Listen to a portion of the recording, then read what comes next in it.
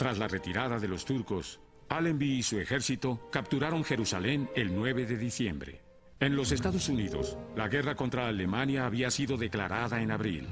El país poseía una fuerza naval poderosa, pero su ejército consistía apenas en 200.000 soldados regulares y guardias nacionales. A pesar de que muchos voluntarios deseaban enlistarse, el 19 de mayo, el Congreso aprobó la primera acta de servicio selectivo que exigía que los hombres se registraran para el enrolamiento militar. 24 millones de hombres se registraron y posteriormente 5 millones fueron llamados al servicio militar. Las primeras tropas de la Fuerza Expedicionaria Norteamericana, encabezadas por el general John J. Blackjack Pershing, llegaron a Francia a finales de junio. El 4 de julio, un batallón de la Primera División del Ejército de los Estados Unidos desfiló por París. La Primera División de los Estados Unidos entró en acción por primera vez el 23 de octubre, pero las fuerzas norteamericanas que continuaban llegando a Europa desempeñarían un papel de peso hasta el último año de la guerra. 1918. A principios de 1918, fracasaba el plan alemán de obligar a Gran Bretaña a abandonar el conflicto mediante la guerra submarina sin cuartel. Las medidas defensivas tomadas por los aliados habían logrado que Gran Bretaña sobreviviera, si bien a duras penas. Con la llegada de más y más tropas norteamericanas a Europa, los alemanes decidieron que debían arriesgarlo todo para ganar la guerra. El general alemán Ludendorff ordenó que la mayoría de las tropas en el este se desplazaran al oeste para llevar a cabo una ofensiva de primavera. El plan consistía en dividir los ejércitos aliados y luego atacar y destruir las fuerzas británicas, dejando a Francia sin otra opción que rendirse. El 21 de marzo, tras un embate de artillería y gas venenoso, los alemanes atacaron a lo largo de un frente de 31 kilómetros en la región del Somme.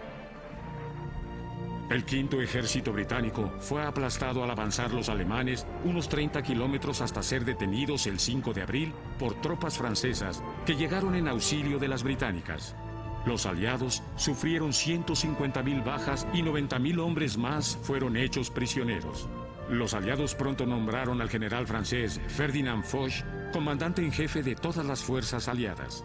El 9 de abril, los alemanes lanzaron un segundo ataque contra los británicos a lo largo de la costa belga, pero una vez más, su avance fue interrumpido por la ayuda de los refuerzos franceses.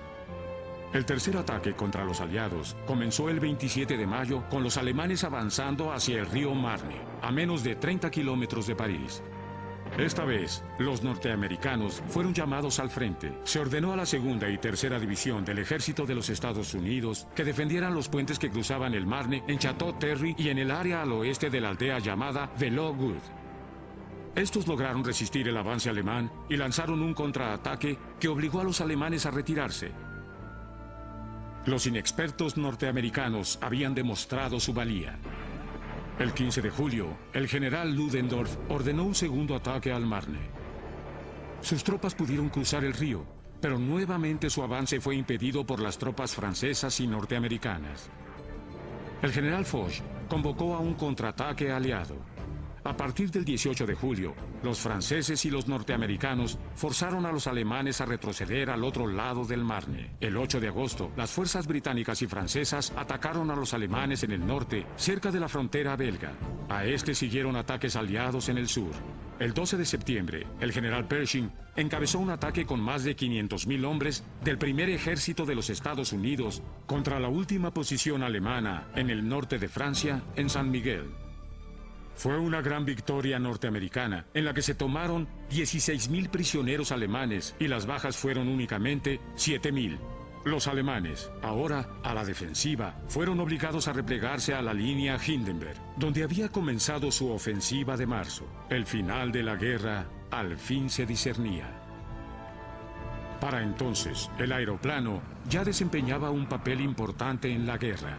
A principios de la Primera Guerra Mundial, era usado básicamente para observación, pero pronto le fueron montadas ametralladoras y nació la era del combate aéreo. Los más notorios de los aviadores, conocidos como ases, fueron por Alemania el barón Manfred von Richthofen, quien se ganaría el sobrenombre de Barón Rojo tras derribar 80 aeroplanos, y el norteamericano Eddie Rickenbacker, quien derribó a 26. El aeroplano demostraría ser incluso más valioso en la Segunda Guerra Mundial, 20 años después. En septiembre, los aliados atacaron y derrotaron a las fuerzas búlgaras en Serbia. A fines de ese mes, Bulgaria firmaría un armisticio con los aliados para abandonar oficialmente la guerra.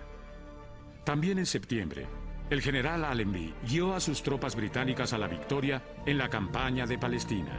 Tras cruzar las líneas turcas en Megido, se le unieron las fuerzas árabes guiadas por T.E. Lawrence y poco después tomaron Líbano y Siria.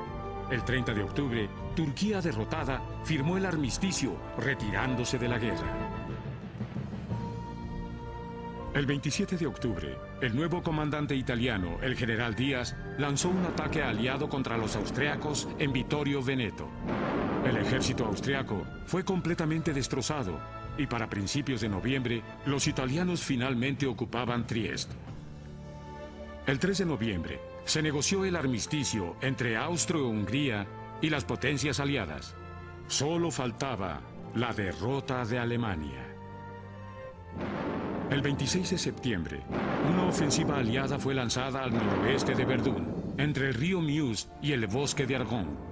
9 divisiones de los Estados Unidos, un total de 200.000 hombres, atacaron las